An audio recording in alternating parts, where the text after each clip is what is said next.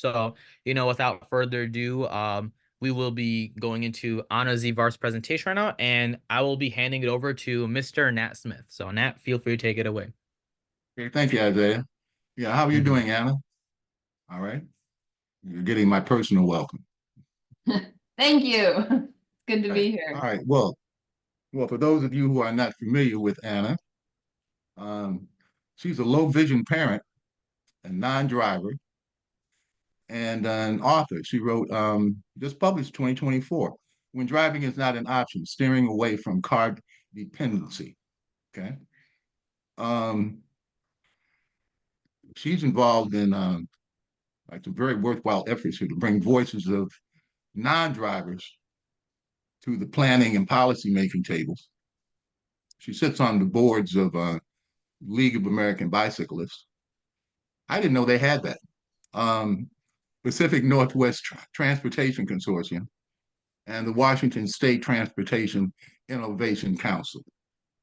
She's also a member of TRB's Committee on Public Health and Transportation and the National Aging and Disability Transportation Center Coordinating Committee.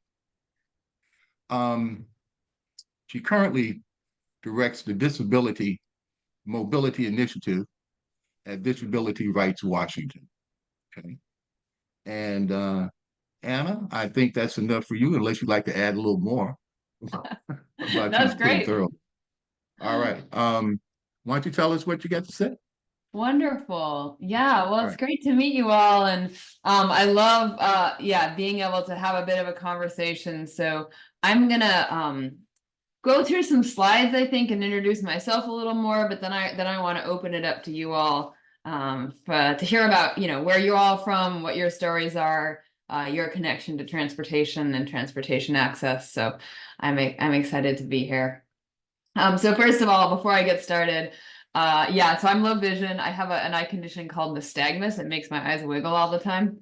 So in order to see things, I tend to get pretty close to things. So you may get a nice view of my forehead wrinkles as I lean in to make sure that I can see my slides. I'm going to go ahead and screen share. Yeah, and it's a real honor to be here today and get to talk with you all. I met Dr. Scott at a conference I guess 2 summers ago, and we just connected around, in particular around bringing voices into the transportation space and planning and policy making that don't usually get to be there. And she's actually coming to speak to our group next week. And give a presentation. We have what we're calling a non-driver seminar going on, which is around 20 folks from different parts of Washington State who can't drive, can't afford to drive, who are part of this work learning group. So let me go ahead and share my slides. And let's see, slideshow. All right, I'm just going to confirm as this gets going. You all can see that all right? Yeah, totally. Looks good. Okay, wonderful.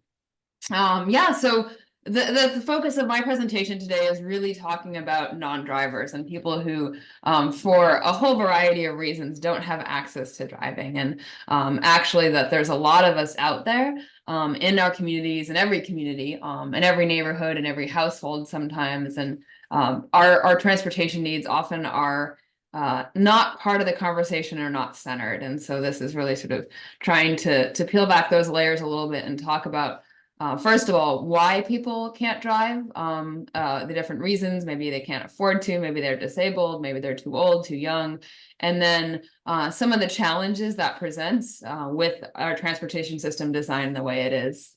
And this first image is from Orlando. This is a silhouette of me walking down the road I was staying at a hotel somewhere for work. And it was trying to get somewhere. I actually really wanted to get Brazilian food and there was no sidewalk. So down what was a pretty high speed, not so fun place to walk. And, Orlando and Florida broadly, but Orlando, this is the real epicenter of pedestrian crashes and deaths of folks who are walking and rolling because the infrastructure just isn't that great for doing that. So a little bit more about me. This image on the left is where I grew up in Washington State. an area outside of our state capital. This is rural Thurston County. This is what the roads look like. So there's, narrow 2-lane chip seal, no sidewalks. There was a bus, but it was about 2 miles away. And so when I got into high school, I would bike to the bus.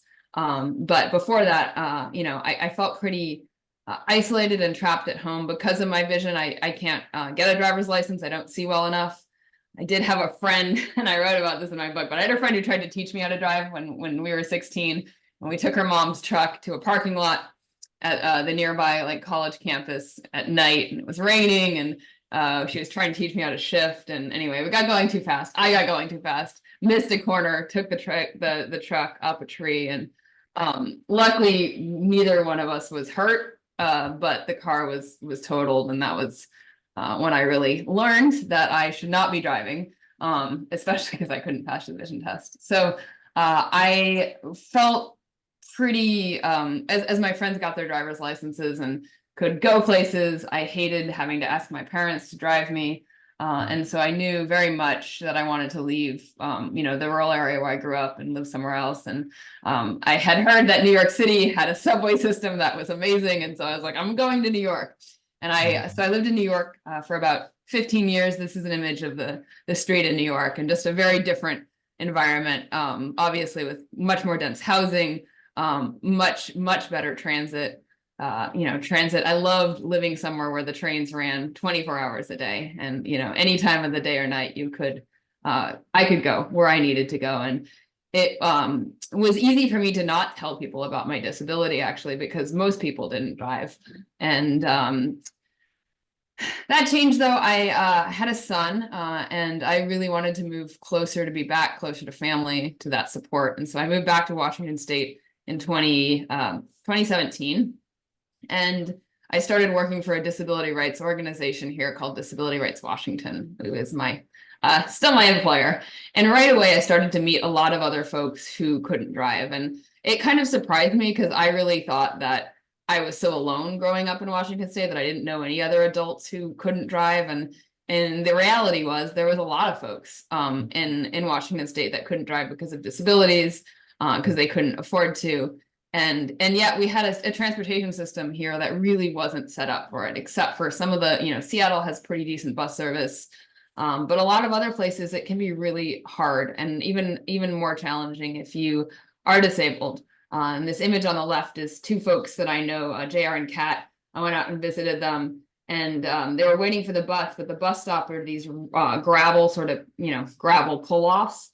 And Kat's in a wheelchair, and so if she goes into that gravel, she'll get stuck. And so she had to wait, on this 2-lane, narrow, no shoulder rural road with pretty high-speed traffic for the bus. And it was not a fun or comfortable place to wait. And there's some other images of some other walk rural audits that I was part of with work along corridors where, there's not great pedestrian infrastructure, or that infrastructure is there's a lot of construction going on in Seattle, a lot of growth, and not really a lot of consideration for how people are supposed to navigate through that construction who are outside of vehicles. So with all that, starting to hear all these stories, so it's like we need to be more visible, right? We need to make sure that this is part of the conversation when we're talking about in our state, making these big, passing transportation investment packages through our state legislature. The city of Seattle is just starting a conversation about a transportation levy. Like, where are those investments going? Who are they prioritizing? Whose needs are getting served? And can we shine more of a spotlight on the folks who aren't visible right now in these conversations? And so in 2020, we launched a program at Disability Rights Washington called the Disability Mobility Initiative.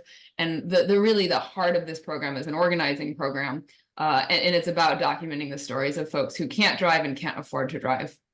And that is documented through our story map. And this is a screenshot of the story map. It's available in a couple of different formats. This was like a free interactive story map from Night Labs. Kind of funky, but it works. It does the trick.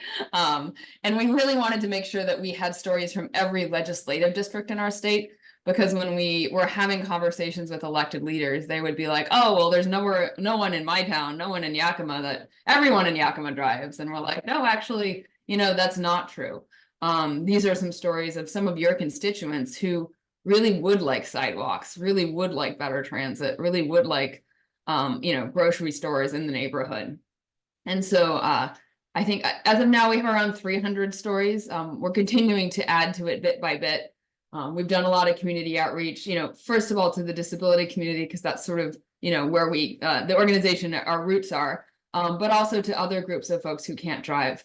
And this image on the left is myself and Abby Griffith, who worked with me for a year. She's now an organizer with Transit Riders Union down in Portland, Oregon, and does fabulous work with them. But we were doing a community outreach event with a group in Kent, Washington, that serves recent immigrants from the Middle East, mostly Afghanistan and Iraq, and a lot of families there, you know, can't afford a car, or if they do have a car, it's, you know, the household has one vehicle. And so a lot of people in the household end up not having car access and needing to rely on the bus, which in that part of our state, it's like sort of a lower density suburb with not great transit coverage, not a lot of sidewalks. Where there are, you know, sidewalks, there's not safe places to cross for like a mile. And so can be really challenging, especially if you're a parent with young kids. Yeah. So let's see. These are just a few stats around, you know, the percentage of non-drivers, because I think one thing that we kept pushing back a lot is, okay, well, how many people actually don't really drive? And so we've done some research. We've had some research funded to make sure that it's not, you know, it's legitimate or seen as legitimate by decision makers. Then across the U.S., just looking at driver's license data, only 31 out of every 100 residents in the U.S. lacks a driver's license. So that's, you know, a pretty significant portion of the population. Washington State, we got some research funded here showing 30% of the population are non-drivers. Wisconsin also did a similar study and found that 31% of their population are non-drivers.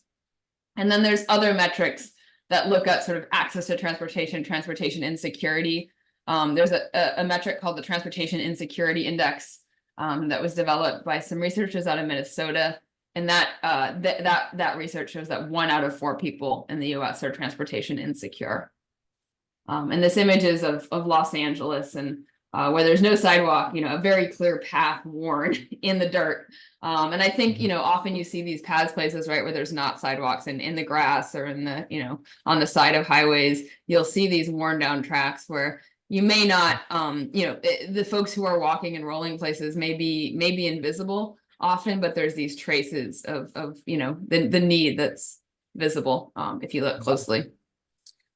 For that statistic, Yes. the 31 out of every 100 residents, is that Yeah. a statistic that applies to adults only, or is that like everyone in the population? That is everyone, and I'm going to get into that in a second, because that is definitely the next question we get is like, are you including kids? Are you including youth? Let me actually, I'll skip ahead and then I'll go back. So yes, it is including youth. And it is including people under the age of 16. And that is a big portion of that percentage, right, is youth. In Washington State, I think it's around like 15% of the like 30% are youth, are too young to get a driver's license. And people are like, oh, well, you shouldn't include people under the age of 16. I really strongly believe that we need to talk about the mobility of everyone. First of all, because, you know, 16 is not like, it's when you can get a driver's license, but other than that, it's not a cutoff for when you need to go places or when you can go places by yourself. Like, I don't know, where I lived in New York, right? At 12, you ride the subway to middle school, right, by yourself. Like that's the expectation. And even if you can't ride by yourself, even if you need to go with someone else, like there are adults, especially adults with disabilities, that, you know, need someone to go with them. And just because you need someone to go with them, it doesn't mean you don't have a right to go somewhere or a need to go somewhere. And so we in our work, we don't like to create this sort of like, okay, at this age, right, you have a legitimate need or you count as a person, and before that age you don't. And so we really do try to sort of put it all together. And yeah, I would love to hear what you all think, because I've definitely had this debate with folks, and some people are like, oh, okay, well, 6 at, elementary school, that's when you should start counting, or at, 12, or is it 15, or is it 18, or yeah. Mhm. Yeah. Anna, I'm curious about the explanations for that rather substantial decline in driver's licenses, especially for the 16-year-olds. Yes, Between yes. 2020 and Yeah. 1997, that looks, gosh, it's almost, half as many. The 25-year-olds, 80 to 90%, that's substantial as well. But what's the causative factors for that? Do you know? Has This that is been from looked an into? article. It was cited in an article in the Washington Post. And it talked a lot about, young people not wanting to get licenses, and then, also the high cost of insurance, Mhm. and that being a barrier. And I think this is something that, is debated a lot among like, oh, Kids is not Gen Z wanting to different, get right? driver's license, Hmm? but kids not wanting to get driver's licenses. Yeah. That's interesting. Because when I was a kid, guys, that was the big motivator. Just like you were saying when you were growing up. Yep. Want to get that license. Might not been able to get the car, but I wanted to get that license. Yeah. Okay. Yeah, no, I mean, and I'm 40, like I'm not one of the, I was 16 in 1997, and yeah, everyone I knew, right, wanted to get like getting a driver's license was so important. And I don't know if it's something that's like, I talked to some folks who looked at the research and are like, well, young people maybe don't want to get driver's licenses, but then when they realize that a car is the only way you could do a lot of things in our country because of the way things are set up, they'll change their mind, and they'll get them as they get older, and they'll suck it up and pay for the car, and the car insurance and all of that, and Yeah, recognize. yeah. Car insurance, that substantial increase Mhm. might be a factor there. Um, I know mine is gone if I haven't had any accidents. Yeah. Yeah, no, exactly. Yeah, this image here too, I think is kind of interesting. I don't know if this is the thing where you all are, but in Washington State, right? Like, kids is sort of talking about, those dirt paths worn in the side of like the ground where you can see, oh yeah, there are people walking here, even if you don't see them right in this moment. Mhm. You see these bus shelters. These are built a lot. These are for school buses, right? Kids wait in rural areas for the bus. And you see these a lot because it rains a lot in Washington. And this is a pretty fancy one. This one's nice. Some of them are more like little tiny, I don't know, they're not as fancy. But as you go through rural areas, you'll see these all over the place. And you can sort of think about, okay, yeah, like we recognize that kids need to go to school. And not all parents can drive their kids to where they need to go all the time for a lot of different reasons. And our society has decided that it's valuable for us to provide school busing, to make sure that kids have access to school. And yet, when they turn 18, if that kid doesn't have a car, or when they graduate high school,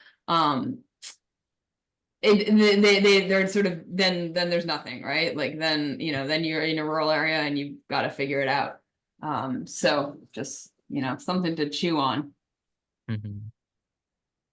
Maybe I'll pause for a sec. How many folks here?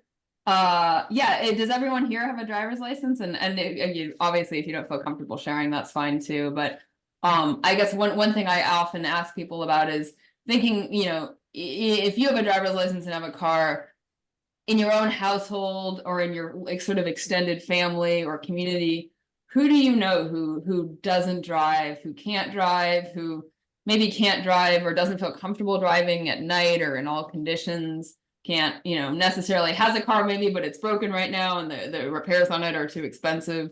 Anyone want to reflect on their own sort of in their own Dr. circle? Who Scott is scared to drive at night. Yeah.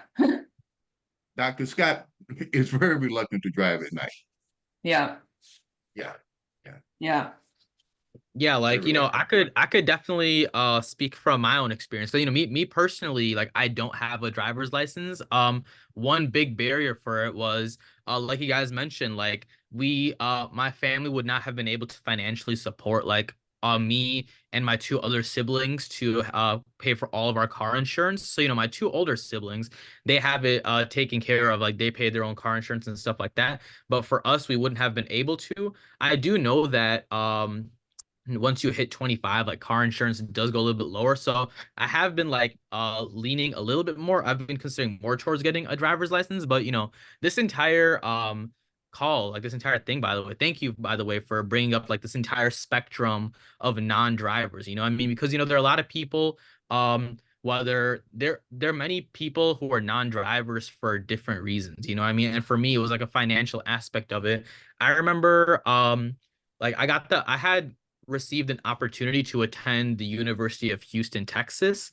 And I thought, it was like, oh, it's cool. Like I love Texas, like Texas barbecue and all that stuff and all that. But after doing a lot more research, I realized I found out that Houston is a very car-centric city and it's designed to be very car dependent. And as someone who never had a car and mainly relied on like biking and using my friends to drive around, like it immediately just like became out of question for me. So that was like an eye-opening experience for me too. And that's something I'll ask like later in like the Q&A, like as far as like I know you have like activism experience.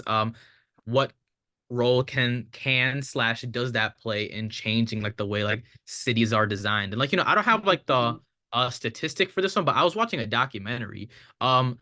Houston, Texas has more cars than people in there. Like, and that's like such a wild statistic to me. Like, they've built so many cars in such a car-centric city that there are more cars than like the actual population of Houston, Texas. So that, I don't know, that was just an interesting thing I wanted to mention because in my very short research of this entire topic, there are a lot of cities and states that are designed around cars being like the go-to form of transportation. And that's actually why I moved closer into Chicago, due to the great public transportation system we have here.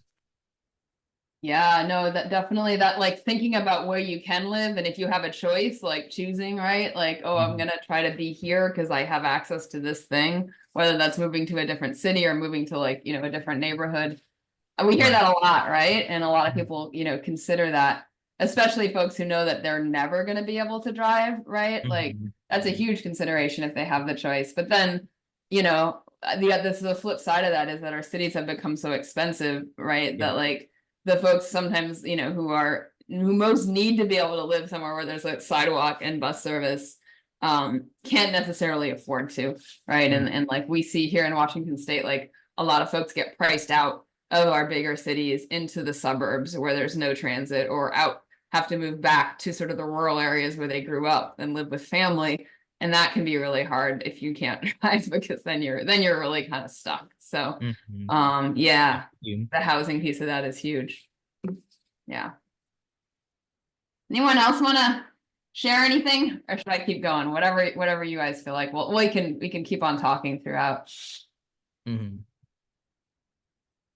I know in the chat, Felicity Crowder at CTA, they shared, I've had my license since 16 years old, but I grew up in a very rural area. My partner, who is a Chicago native, has never needed a license or to learn how to drive because of the public transit access we have here. Yep. Yeah, I know it's funny coming, like when you grow up in a rural area, everyone kind of gets their licenses more, right? Then when I moved to New York and seeing, like meeting people who from there who were just like, why would I want my license? Like, not a thing, right? Not a thing. Yeah, let me let's see. So I talk a little bit more, there's obviously like a lot of disabled folks who aren't able to get licenses or have licenses but can't safely drive. And I want to share Erica's story here, because I think this kind of illustrates that it's not a strict binary, right? Driving and not driving. For many folks, like for me, it's pretty strict. I should not drive and should never drive.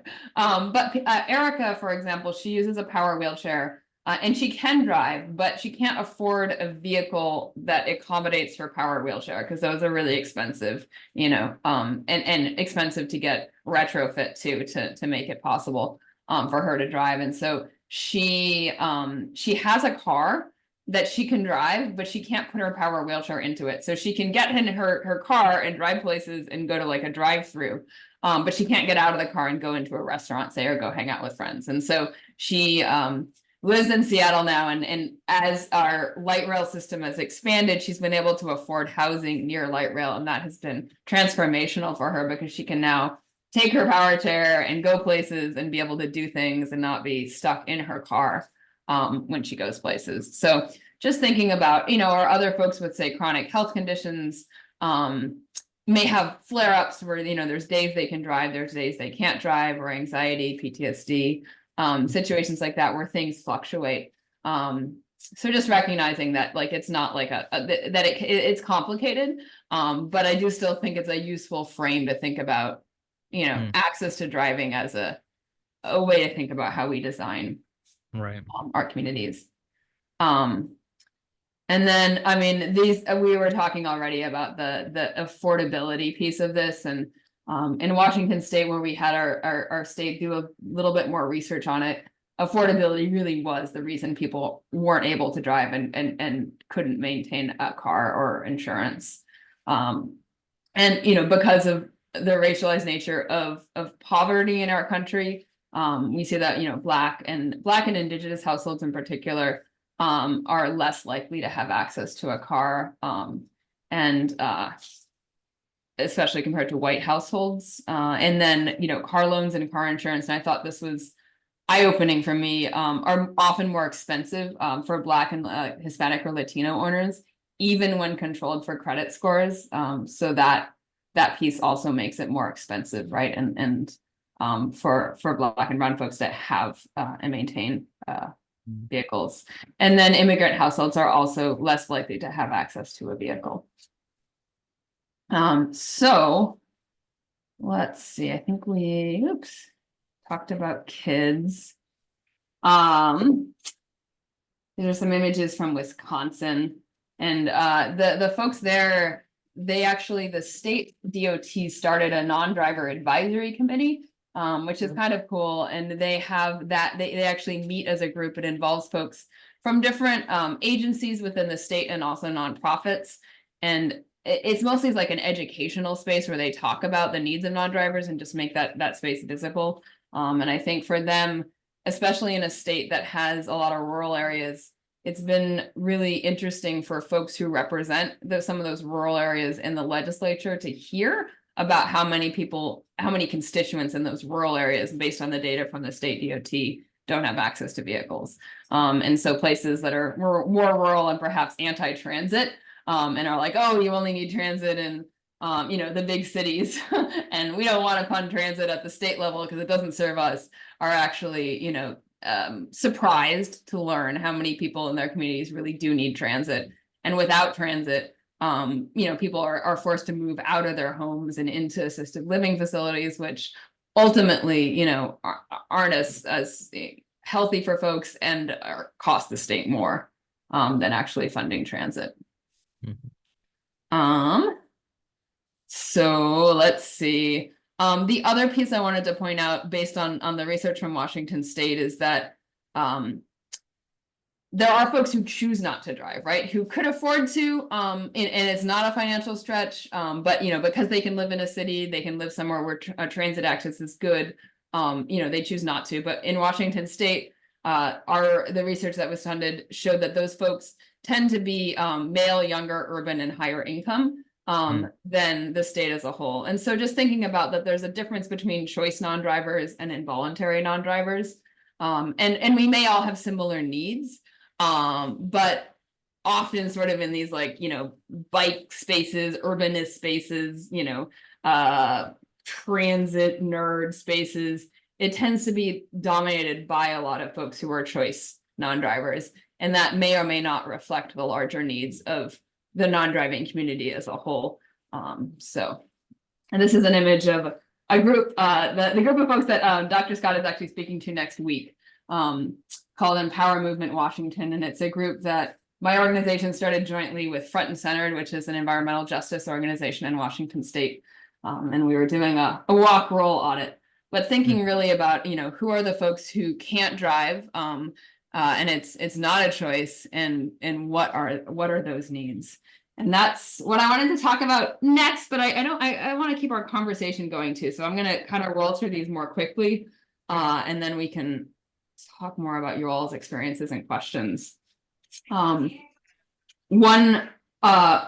story or one piece that we hear again and again from the folks that we talk to is just this emotional burden of asking people for rides, because so much of our country is set up in a way where transit or biking or walking can be really difficult, can be too dangerous, can just not be possible at all. For most non-drivers, getting places means asking for favors, and whether that's from a family member or a friend, a partner, a parent, right? That means asking, and that can be fine, and that can be good, but it also means it can be hard. There's a quote here from Jaime Torres, who lives in Washington State, who just talks about that emotional burden and how, for him, the pandemic and the isolation of the pandemic wasn't something new, because it was something he had already experienced as, not being able to drive and being stuck at home, and not feeling like he could ask his friends for rides always. Let's see. Oops. All right, not clicking. There we go. The next theme is really this importance of sidewalks and connectivity, both to transit stops, but also to places within our communities we need to go. As a quote here from Tanisha, and there's an image here. This is her rolling down the side of a street in Seattle. There are sidewalks, but those sidewalks don't have curb ramps, and they also have these big uplifts and roots and cracks that, for her power wheelchair, is too dangerous. And so it's safer for her to roll in the street. But rolling the street is also, not so fun, especially when you're next to a semi. And then, the importance of sidewalks being clear from leaves, from gravel, from snow. This is another image from Seattle, but it's one of my neighbors who cleared very nicely their driveway and left all the sidewalk unclear, which is just frustrating. And then also, what we see in a lot of places where we have this freeway infrastructure, dumped on top of cities, and then you'll have like on ramps and off ramps and slip lanes where cars are accelerating and decelerating, or supposed to be decelerating into the city, right? But instead, they're not, and as a pedestrian trying to cross these, it can be really dangerous and uncomfortable. Also, the importance of fixed route transit, both in rural areas and urban areas. Abby, who I mentioned earlier, spent a year working with me, and she, like I did, she grew up in a rural area and didn't have transit access, and moved to a city in Washington and got that access, and just speaks to how liberating that was, to be able to go and have a social life and not have to ask her mom or for rides places. And then also, folks point out the challenges of on-demand rides. For folks who use paratransit, this is an image of Tiara Turner. She lives here in Seattle and uses paratransit mostly because of the sidewalk infrastructure where she lives is just not great. Even though she lives really close to the light rail, there's just not a safe and comfortable way for her to get there. But paratransit can be really frustrating. The pre-scheduling. She used to be able to drive before she lost her vision, and has a really hard time adjusting to like having to get places super early now, and the uncertainty of that when you have paratransit, they'll sort of give you a window of when your pickup is going to be, and then you just have to deal and having a lot less control over your schedule. And then also, right, having to pre-schedule everything at least 24 hours in advance can be really, really hard. We see a lot of efforts in many jurisdictions, right, to do all this on-demand transit instead of fixed route transit, or switching paratransit to systems that are more like ride hail. And I think there's, this is all helpful potentially, right? Because paratransit can be really difficult to use, but there's also a lot of barriers in using Uber and Lyft. And I have challenges in my neighborhood. We have a pilot program for on-demand transit. You guys have heard of Via? It's like a shuttle. You can schedule it with your phone, and then they're supposed to come, and usually it's about half an hour. But if you're a parent, they require you to have car seats. And in some cities, luckily in my neighborhood, there's still the bus. But in other places, they're actually fully replacing the bus with these shuttles. But as a parent, like there's no way on earth. I don't know if y'all have picked up a car seat before, but they're like 40 pounds. And there's no way you're going to carry that around with you, like as you run errands after you get out of the shuttle and, have a small kid with you. And so I think, we're just not really thinking through with some of these on-demand options, like how is that going to work for parents or for people who don't have smartphones, or, your phone dies, like how, there's a lot to be said about the value in fixed route transit. And this is an image of my kiddo asleep, but he's wearing a harness actually that I learned about from the blind community. That it's kind of cool. It can be a replacement for a car seat, and it's much less heavy. The kids have to be a little bigger to use them, but even if these vehicles were equipped with that for parents, it would make life easier. And then another aspect we hear about is e-mobility and how useful all these new electric bike technology can be for people who can't afford cars or can't drive. And these are some folks that I've gotten to know. We're also, pushing hard and hoping that some of that expansion in bike battery technology and scooter battery technology can translate to wheelchair battery technology. Like there's no reason it can't. But unfortunately, there's not the same incentives for the wheelchair manufacturers to make wheelchairs as have the range and the ability to be in all kinds of weather that we see with e-bikes. And so hoping that those companies can get a bit of a nudge to do a better job and make technology that works better. That surprises me a little bit, Anna, because I've been seeing electric wheelchairs for a lot longer than I've seen electric bicycles yes out there, that they haven't done anything with those batteries over the years.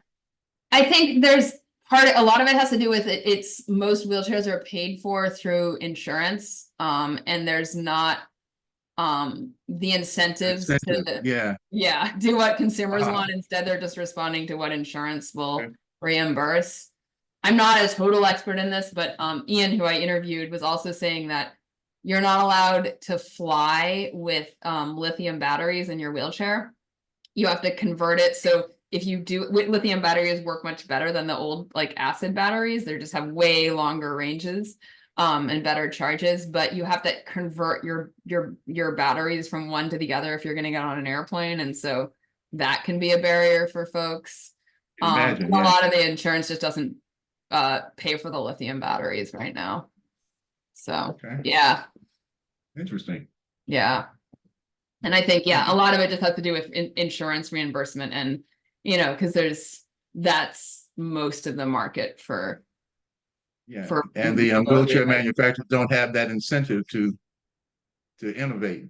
No. I mean, because so few people are going to be able to afford to buy a power wheelchair on their own, right? So cool.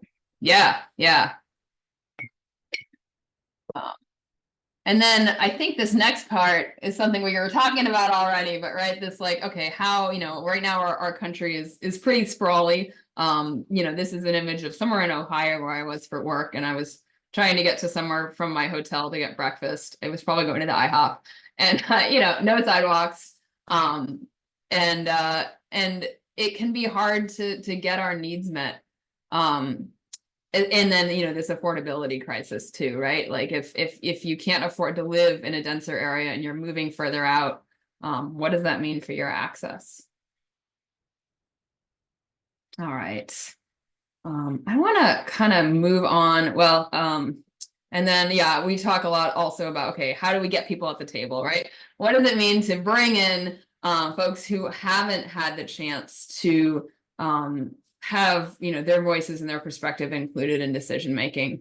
And so a lot of the work I do right now is calling out transit agencies, transportation departments when they post job postings that have unnecessary requirements in it, like asking a transportation planner, a transit planner that's going to work for a transit agency to make bus service better. to have a driver's license, or to be able to lift 40 pounds.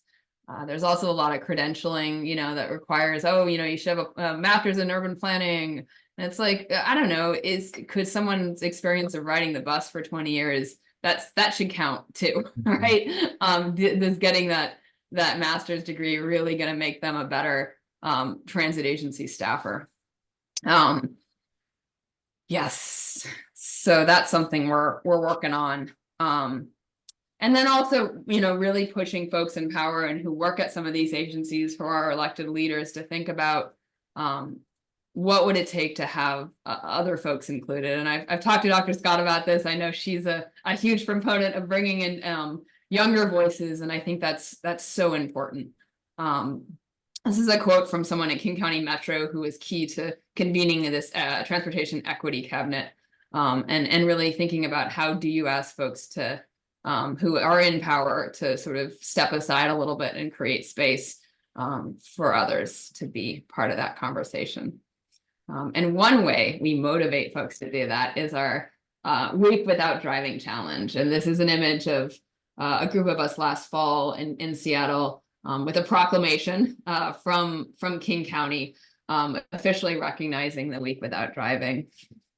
And the Week Without Driving is basically a challenge. We started, I think this is our 4th year now, where we ask elected leaders and other folks in decision-making positions in transit agencies and transportation departments to think about, to take the challenge and try not to drive for 1 week. And it's just 1 week. And you'd be amazed at how much pushback we get. And part of it is basically like, you know, try to get everywhere you need to go without driving yourself. Doesn't mean you can't get in a car. It's not a not driving challenge. It's a not driving yourself challenge. So you can ask for rides. You can pay for rides if that's, you know, within your means. You can walk places. You can try to participate remotely. But we ask people to think about doing it for all their trips, not just their work trips. So, you know, it also involves, you know, if your kid has a soccer game on the weekend, can you get there, right? Can you get to your other kid's dance practice at night? And we've had really wonderful feedback from folks who have participated. I think it's helped them recognize that there are so many gaps, even in our best transport, you know, our densest cities with our best transit systems. It can be really hard to make some trips that are important trips. Mm-hmm.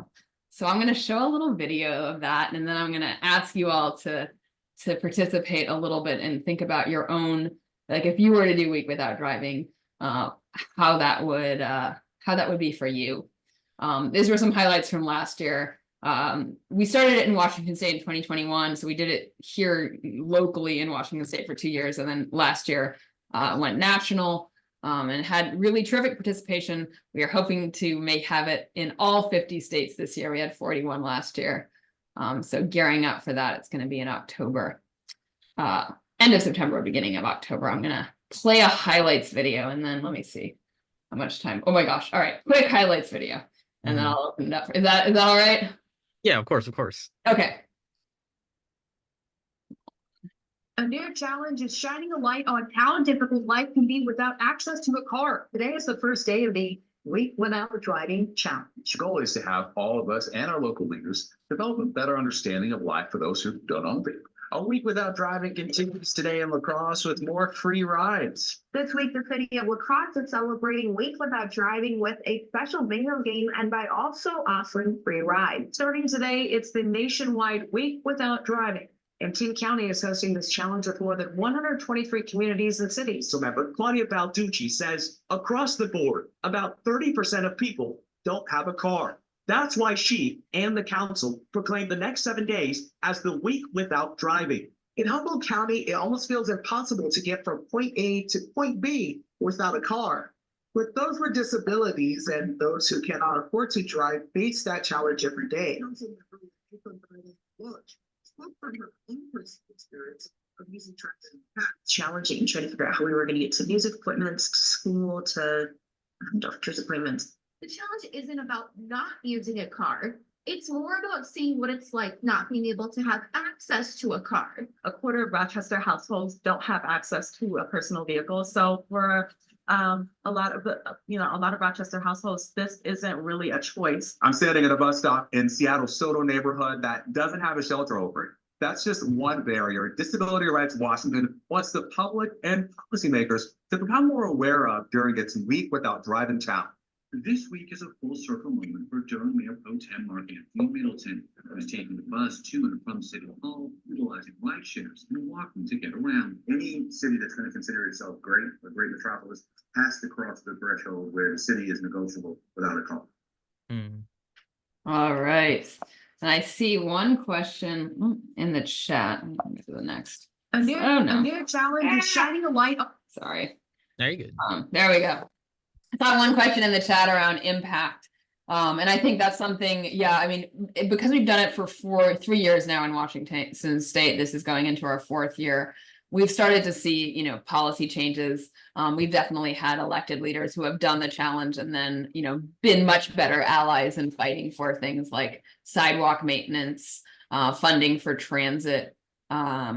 We were working on a piece of legislation last year that sadly died at the very last minute in our session. But one of the folks who had done Week Without Driving was a huge proponent of it, and it was to get two voting seats for transit riders on transit boards throughout the state, which was one of those power sharing things that really freaked out some other folks who were pretty opposed to it. But yeah, there was an elected leader who was a Week Without Driving participant and then became our champion in trying to get that legislation passed.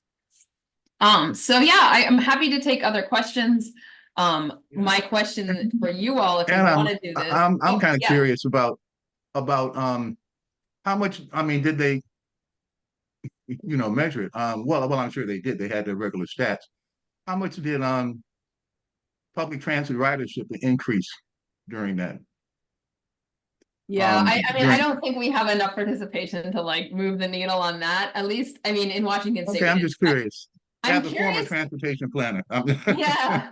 I'm curious in some of the places like La Crosse or, there was places like some small, like Open Plains Transit in Nebraska made transit free. And if they saw bumps, and I don't, one thing we're hoping for this year is better tracking, and we're talking about, and I have mixed feelings about it, but Uber is interested in partnering with us and they could help us with some of that data and tracking. I have mixed feelings about partnering with Uber, but I thought you might. Yeah. But yeah, no, I think, I mean, we're not at the point where the numbers are big enough. I think where we're going to see huge bumps in ridership. For us, it's more about, can we get these elected leaders to understand the gaps and like, the stories you hear from elected leaders who are like, oh my gosh, I had no idea like sidewalks were that bad. I had to take off my heels and like walk down this stretch of staircase barefoot because it was so slippery and dangerous. And like, and then they go in and they fight for that funding for sidewalk improvements. But yeah, like even like going back to like that same point that you just made, like Betty Jackson again in the comments, she said, one huge impact appears to be the increase in cities/states now participating. So like, yeah, even if it's not like the needle mover, as you said previously, like it's ultimately like it all starts about like bring awareness first, you know what I mean? And now people are being forced to like talk about it and even like be mindful and think about it. So, like that's how like every large movement starts, I mean, it starts like from the ground up and like slowly and like gradually as more people are exposed to the whole situation at hand, like only furthermore, will things actually change? And like you said, this is only a 4-year program, which will only continue to expand over time. And I just want to say thank you, of course, obviously, because like, especially being like a part of like the Disability Rights Washington initiative, we have like a lot of youth who are in like the Innovation Challenge, who last year in our survey, they mentioned that they wanted to see more webinars and meetings about like activism and like what can we do on the ground roots, like floor level, to like be like a disruptor, you know what I mean? Like make change in like that regard. So I guess I don't really have like a question. I just want to like say my regards and thank you to that one. I do see Shayna does have her hand raised, so I'll actually pass it over to her. Sounds good. Hey, Shayna. Hi, yeah, and nice to see you again, Anna. I think we've emailed once in the past, but great to be with you, and thank you for this really interesting presentation. I work with the International Transportation Learning Center, which operates the Transit Workforce Center, FTA's Technical Assistance Center for Workforce Development for Public Transportation. And so we, have been trying to do thinking lately about better inclusion of people with disabilities in the transit workforce. And I know you touched upon eliminating, the driver's license requirements where they're not really needed, the weight lifting, like 50 pounds lifted. I've certainly seen that before, if that's not truly needed. Are there other things, because I know this is only one small part of the presentation, but if there's any further depth to go into on other things you feel like agencies can be doing to be more inclusive, I'd be curious to hear. Yeah, no, I mean, those job posting things, like, you think it'd be simple. But I have found it, even agencies that we've worked with for a long time and they know better, job postings will slip through, right? And like a lot of it's default HR settings. And so, that's a big one. And then I think the other piece is sort of the, like, I hate the word pipeline, but like, I do think there's a lot of young folks who are disabled and thinking about, okay, what is a career that would fit for me, and figuring out how to get folks excited about careers in transportation, about working for transit agencies. And so that's sort of the piece that I'm most interested in right now, and how to support that. I think there's a lot of interest in workforce development, and how do we make sure that people who I didn't even know there was like work in transportation as a young person, right? How do you make that exciting and a possibility for folks? Makes sense. Thank you. Yeah, but no, happy to talk more too. And yeah. If you want to shoot me an email, I will. I'll put my contact information in the chat too. I realized I had one more slide at the end here that I didn't quite get to with my contact info. Right. Thank you. Yeah. Other questions? Like that last point that you just brought at the end of that last one about like finding, like, being able to create like a career within this, I think that was like a very important point. Because, like, at the end of the day, this entire program is about getting young people involved into transportation careers. And this is just like another facet, another outlet of where you can find yourself using your talents in the transportation industry. And like I mentioned before, like, there's a lot of like themes of inclusivity that the youth shared last year that they've like continued to just expound upon. So I really enjoyed like the one slide that you had regarding like the inclusive job opportunities and how you can like raise your voice in different ways to actually like bring change. I don't know if this is like, I know it's like very, very recent, so I don't know how much studies there are towards it, but as far as like working from home / virtually because of the pandemic, I would like to think that that played a huge role in like, the non-driving community as far as like their ability to, get jobs and work and stuff. So again, like, I know it's not really like a question, but that's like a thought I was thinking of, because ever since the world has reopened, a lot of those jobs that were once in office only, they shifted to virtual.